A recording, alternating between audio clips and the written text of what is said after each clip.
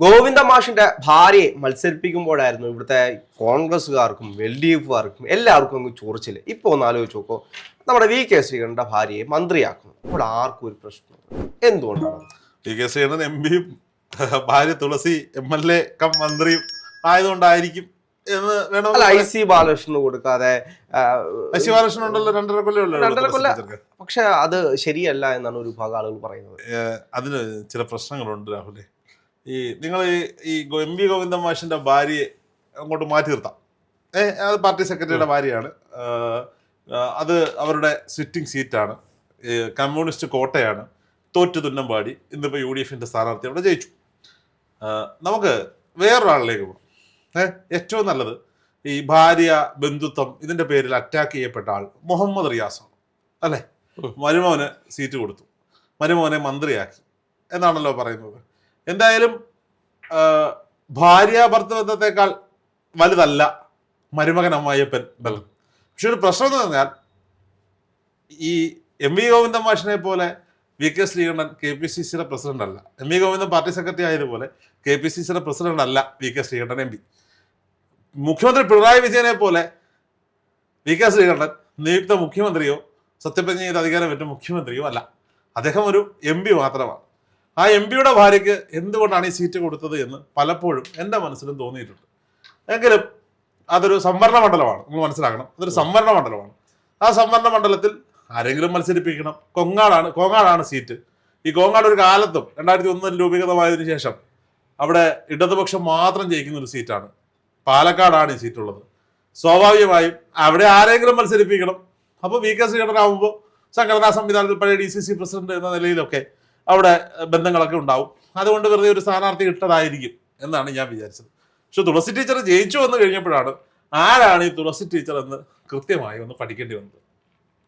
അപ്പം ഞാനത് പറയുമ്പോൾ നിങ്ങൾ വിചാരിക്കും മുഹമ്മദ് റിയാസ് പഴയ പാർട്ടിക്കാരനല്ലേ, DYFIയുടെ ദേശീയ പ്രസിഡന്റ് ആയിരുന്നില്ലേ, അദ്ദേഹം വലിയ പോരാട്ട വീഥികളിൽ സമരം നയിച്ചവനല്ലേ, അപ്പോൾ പിന്നെ തുളസി ടീച്ചറും പാർട്ടി സ്ഥാനങ്ങളൊക്കെ പറഞ്ഞ് എങ്ങനെയാണ് താരതമ്യം ചെയ്യാൻ പറ്റുക? പ്രശ്നം എന്ന് വെച്ച് കഴിഞ്ഞാൽ പിണറായി വിജയന്റെ മരുമകനായതുകൊണ്ട് മാത്രമാണ് മുഹമ്മദ് റിയാസിന് ബേപ്പൂര് പോലെ CPMന് സുരക്ഷിതമായൊരു മണ്ഡലം കിട്ടിയത് അല്ലേ? സുരക്ഷിതമായൊരു മണ്ഡലത്തിൽ പോയി വിജയിച്ചു വന്ന് കേരളത്തിലെ മികച്ച 2 വകുപ്പുകൾ അടിച്ചെടുത്ത മന്ത്രിയാണ് മുഹമ്മദ് റിയാസ്. VK ശ്രീകണ്ഠൻ MPയുടെ ഭാര്യ തുളസി ടീച്ചർ മത്സരിച്ചത് 2001 മുതൽ 2021 വരെ ഇടതുപക്ഷം മാത്രം കൈയാളിക്കൊണ്ടിരിക്കുന്ന പാലക്കാടിന്റെ ഇടതുകോട്ടയായ കോങ്ങാട് മണ്ഡലത്തിലാണ്, സംവരണ മണ്ഡലത്തിലാണ്. അതിന് ആരാണ് തുളസി ടീച്ചർ എന്ന് കൂടി ആലോചിക്കണം. വിദ്യാസമ്പന്നയായ ഒരു അധ്യാപിക എന്നതിനപ്പുറത്തേക്ക് 1994 മുതൽ VK ശ്രീകണ്ഠനെ വിവാഹം കഴിക്കുന്നതിന് വർഷങ്ങൾക്ക് മുമ്പ് മുതൽ പാർട്ടിയിൽ അംഗത്വം എടുത്ത് പാർട്ടിക്ക് വേണ്ടി പ്രവർത്തിക്കുന്ന ഒരു പാർട്ടി പ്രവർത്തക എന്നതിനപ്പുറത്തേക്ക് 2000 മുതൽ 5 വർഷക്കാലം തൃശ്ശൂർ ജില്ലാ പഞ്ചായത്ത് മെമ്പറായിരുന്നു. അതായത് വിവാഹത്തിന് മുമ്പാണ്, അന്ന് തൃശ്ശൂരാണ് താമസം, തൃശ്ശൂരിൽ ജില്ലാ പഞ്ചായത്ത് മെമ്പറായിരുന്നു. 2004 KPCC എക്സിക്യൂട്ടീവ് അംഗമായും 2016 AICC അംഗമായും പ്രവർത്തിക്കുകയും 2021 KPCC ജനറൽ സെക്രട്ടറി ആയി തിരഞ്ഞെടുക്കുകയും ചെയ്തു. 2012 മുതൽ 2017 വരെ കേരളത്തെ സംസ്ഥാന വനിതാ കമ്മീഷൻ അംഗമായും പ്രവർത്തിച്ചിട്ടുണ്ട് തുളസി ടീച്ചർ. സംഘടനാ വൈഭവത്തോടെയാണ്, അതായത് അവരുടെ ഇത്രയും നാൾ നീണ്ടു നിന്നിരുന്ന AICC മെമ്പർ വരെ ആയിട്ടുള്ള തുളസി ടീച്ചർ അവരുടെ സംഘടനാ വൈഭവം കണ്ടു തന്നെയാണ് കോങ്ങാട് സീറ്റ് കൊടുത്തതും അവിടെ അവരെ മന്ത്രിയാക്കിയിട്ടുള്ളതും. ഇനി ഇവർ എവിടെ നിന്നുള്ള മന്ത്രിയാണ്? പാലക്കാട് നിന്നുള്ള മന്ത്രിയാണ്. പാലക്കാട് V ഈശ്വരനും K ശങ്കരനാരായണനും CM സുന്ദരം. രാഹുൽ കേട്ടിട്ടില്ലാത്ത പേരല്ലേ? കേരള ചരിത്രത്തിൽ പഴയ മന്ത്രിമാരാ. ഈ 3 പേർ മന്ത്രിമാരായതിനു ശേഷം പാലക്കാട് ജില്ലയിൽ നിന്നൊരു മന്ത്രിയും UDFിൽ നിന്നുണ്ടായിട്ടില്ല.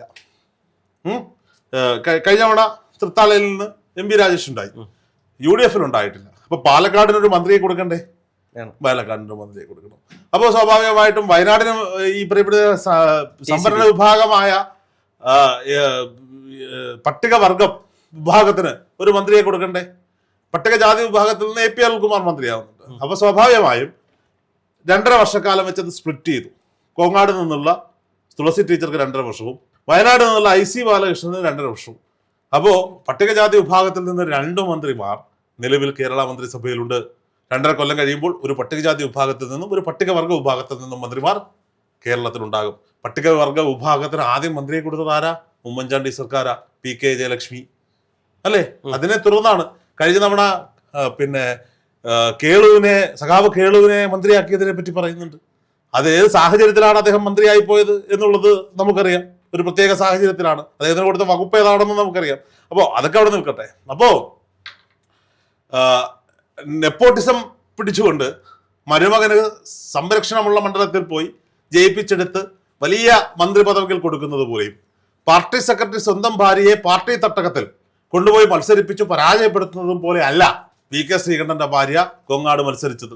VK ശ്രീകണ്ഠന്റെ ഭാര്യ ആയതുകൊണ്ടല്ല തുളസി ടീച്ചർക്ക് സീറ്റ് കൊടുത്തത്. അവരുടെ പാർട്ടിയിലെ പദവികളും പാർട്ടിയിലെ പ്രവർത്തനങ്ങളും കണ്ടുകൊണ്ട് തന്നെയാണ് കൊങ്ങാട് സീറ്റ് കൊടുത്തത്. അവിടെ ജയിച്ചത് അവരുടെ കഴിവാണ്, പാർട്ടിയുടെ കഴിവാണ്, VK ശ്രീകണ്ഠൻ എന്ന് പറയുന്ന MP യുടെ കഴിവാണ്. അട്ടപ്പാടി അടക്കമുള്ള ആദിവാസി മേഖലകൾ അടക്കുന്ന പാലക്കാട് ജില്ലയിലേക്ക് അങ്ങനെ ഒരു മന്ത്രിയെ കൊടുത്ത VD സതീശൻ സർക്കാരിന് അഭിവാദ്യങ്ങൾ അർപ്പിക്കുക തന്നെ വേണം. ഇതിനകത്ത് ഏറ്റവും കൂടുതൽ ആക്ഷേപം വരുന്നത് ഇപ്പോൾ KC വേണുഗോപാലിന്റെ ആളാണ് VK ശ്രീകണ്ഠൻ. അതുകൊണ്ടാണ് അദ്ദേഹത്തിന്റെ ഭാര്യയ്ക്ക് മന്ത്രിസ്ഥാനം കൊടുത്തത് എന്നുള്ള ആക്ഷേപം. VD സതീശനാണ് തുളസി ടീച്ചർ വെക്കണം എന്ന് പറഞ്ഞതെന്നും പറയുന്നുണ്ട്. IC ബാലകൃഷ്ണൻ സപ്പോർട്ട് ചെയ്തത് ആരെയാണ്? KCയെയും RCയെയും ഒരുപോലെ സപ്പോർട്ട് ചെയ്തവരാണ്. ഞാൻ സിമ്പിൾ ആയിട്ട് ചോദിക്കട്ടെ, പത്തനംതിട്ട ജില്ലയിൽ നിന്ന് മന്ത്രിയില്ല. കഴിഞ്ഞ തവണ വീണ ജോർജ് ഉണ്ടായിരുന്ന ഇതാണ്. കൊല്ലത്ത് ചടയമംഗലത്തെ നസീറും പത്തനംതിട്ട റാന്നിയിലെ പഴകുളം മധുവുമാണ് ഏറ്റവും കൂടുതൽ KC വേണുഗോപാലിനെ മുഖ്യമന്ത്രിയാക്കാത്തതിൽ പ്രതിഷേധം അറിയിച്ചത് അല്ലേ? ബാക്കി കുഴൽനാടനൊക്കെ പ്രഖ്യാപനത്തിന് മുമ്പ് ഇത് പറഞ്ഞിട്ട് അവസാനിപ്പിച്ചു. പ്രഖ്യാപനത്തിന് ശേഷവും ബൈബിൾ വചനങ്ങളൊക്കെ ഉദ്ധരിപ്പിച്ചുകൊണ്ട് നാട്ടുകാരെ വെറുപ്പിക്കാൻ ഇറങ്ങിയ 2 പേരുടെ പേരാണ് ഞാൻ ഈ പറഞ്ഞത്, പഴകുളം മധു, നസീർ. പത്തനംതിട്ട ജില്ലയിൽ നിന്ന് മന്ത്രിയില്ല, അതുകൊണ്ട് പഴകുളം മധുവിനെ മന്ത്രിയാക്കണമെന്ന് KC വേണുഗോപാൽ എവിടെയെങ്കിലും പറഞ്ഞു? ഇല്ല. നസീറിനെ മന്ത്രിയാക്കണമെന്ന് എവിടെയെങ്കിലും പറഞ്ഞു? ഇല്ല. ഇനി പത്തനംതിട്ട ജില്ലയിൽ മന്ത്രിയില്ല, അതുകൊണ്ട് അബിൻ വർക്കിയെ മന്ത്രിയാക്കണമെന്ന് RC പറഞ്ഞോ? രമേശ് ചെന്നിത്തല എവിടെയെങ്കിലും പറഞ്ഞു? ഇവരെല്ലാം അവരുടെ പക്ഷക്കാരുടെ പേരൊക്കെ നിർദ്ദേശിച്ചെങ്കിലും കൃത്യമായി യോഗ്യതയുള്ളവരുടെ പേരാണ് നിർദ്ദേശിച്ചിട്ടുള്ളത്. ഇപ്പൊ RC പറഞ്ഞ 3 പേരുകാരൊക്കെയാണ് IC ബാലകൃഷ്ണൻ, അൻവർ സാദത്ത്, ജ്യോതികുമാർ ചാമക്കാല. ഈ 3 പേരാണ് പറഞ്ഞത്.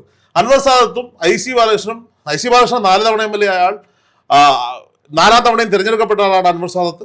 ജ്യോതികുമാർ ചാമക്കാല ആദ്യ തവണയാണ് വരുന്നതെങ്കിലും അദ്ദേഹം നേരത്തെ ഇരുന്ന പോസ്റ്റുകൾ, അദ്ദേഹത്തിന്റെ പെർഫോമൻസ്, അദ്ദേഹം മലർത്തി അടിച്ചത് പത്തനാപുരത്തെ പൊടുറൂട്ടരെയാണ്. ഇതൊക്കെ കൊണ്ടാണ് സ്വാഭാവികമായിട്ടും അദ്ദേഹത്തിന്റെ പേര് നിർദ്ദേശിക്കപ്പെട്ടത്. എന്ന് വിചാരിച്ച് ഈ പറയപ്പെടുന്ന അബിൻ വർക്കിക്ക് യോഗ്യത ഇല്ലെന്നാണോ? അല്ല.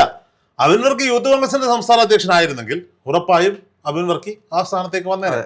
അബിൻ വർക്കി ഇരിക്കേണ്ട സീറ്റിലാണ് OJ ജിനീഷ് ഇരിക്കുന്നത് എന്നുള്ളത് നമുക്കറിയാവുന്ന കാര്യമാണ്. എന്ന് വിചാരിച്ച OJ ജിനീഷ് മോശക്കാരനാണോ? അല്ല. ഒരു സാധാരണ കുടുംബത്തിൽ നിന്ന് വളർന്നു വന്ന സാധാരണക്കാരനായ സമരമുഖങ്ങളിൽ സജീവമായി ജയിൽവാസം അനുഭവിച്ചിട്ടുള്ള ചെറുപ്പക്കാരൻ തന്നെയാണ്. അപ്പൊ എല്ലാവർക്കും ടാലന്റുകളും എല്ലാവർക്കും കഴിവുകളും ഉണ്ട്. ഇനി ഉമ്മൻചാണ്ടിയുടെ മകനായിട്ട് കേരളം കണ്ട ഏറ്റവും മികച്ച ഭൂരിപക്ഷങ്ങളിൽ ഒന്നായ 50,000+ വോട്ടിന്റെ ഭൂരിപക്ഷത്തിൽ എല്ലാവർക്കും ഇഷ്ടമുള്ള ചാണ്ടി ഉമ്മൻ, അദ്ദേഹത്തിന് മന്ത്രിയാകാൻ പറ്റിയില്ലല്ലോ. ഈ ഇത്തവണ തെരഞ്ഞെടുപ്പ് നയിച്ചെടുത്തെല്ലാം ഉമ്മൻചാണ്ടിയുടെ ഫ്ലക്സ് വെക്കാത്ത ഒരു മണ്ഡലവും ഇല്ല. സത്യമായി ഞാൻ നീതിമാനാകുന്നു എന്ന് പറയാ എഴുതി വെക്കാത്ത, ആ വാചകം ഉപയോഗിക്കാത്ത ഒരു തെരഞ്ഞെടുപ്പ് പ്രചാരണവും ഉണ്ടായിരുന്നില്ല. പുതുപ്പള്ളി പള്ളിയിൽ ഉമ്മൻചാണ്ടി ഉറങ്ങുന്ന ശവക്കല്ലറയിൽ പോയി പ്രാർത്ഥിച്ച് റീലിടാത്ത ഒരു നേതാവും ഇല്ല. അവിടുന്ന് തുടങ്ങാത്ത ഒരു നേതാവും ഇല്ല. എന്നിട്ടും ചാണ്ടിയമ്മന് മന്ത്രിയാകാൻ പറ്റുമോ? ഇല്ല. ചാണ്ടിയമ്മന്റെ പേര് പറയാഞ്ഞിട്ടാണോ? ആണ്. അല്ല, പല സാഹചര്യങ്ങളാണ്. അപ്പോൾ എത്രയോ പേർ, PT ബൽറാം അടക്കം എത്രയോ പേരെടുത്ത് പറയാൻ പറ്റുന്ന CR മഹേഷ് അടക്കം എത്രയോ പേർ മന്ത്രിസഭാ ലിസ്റ്റിൽ നിൽക്കുന്നു. വിൻസെന്റ് അടക്കം എത്രയോ പേർ നമ്മളൊക്കെ മന്ത്രിമാരാകും എന്ന് വിചാരിച്ച എത്രയോ പേർ പുറത്തു നിൽക്കുന്നുണ്ട്. ഒരിക്കലും മന്ത്രി ആകില്ല എന്ന് വിചാരിച്ച തുളസി ടീച്ചർ മന്ത്രിയാകുമെന്ന് നമ്മൾ വിചാരിച്ചതാണോ? അല്ല.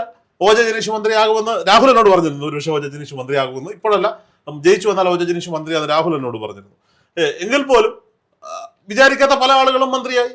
സ്വാഭാവികമായിട്ടും ഇതെല്ലാം ഒരു സംവിധാനത്തിൽ, ഒരു പാർലമെന്ററി പാർട്ടി ആകുമ്പോൾ ആ പാർട്ടിയുടെ പൊസിഷനിങ് ഏറ്റവും വലിയൊരു ഘടകമാണ്. ഇപ്പോൾ AICC സംഘടനാ ചുമതലയുള്ള ജനറൽ സെക്രട്ടറി ആയതുകൊണ്ട് KC വേണുഗോപാൽ കേരളത്തിൽ മത്സരിക്കുകയായിരുന്നെങ്കിൽ ആദ്യം വരാൻ പോകുന്നത് KC വേണുഗോപാലിന്റെ പേരുകൾ മാത്രമായത് തന്നെ. അപ്പോൾ എന്താണെങ്കിലും ഇപ്പോൾ AK ആന്റണി എങ്ങനെയാണ് ഇവിടെ വന്ന്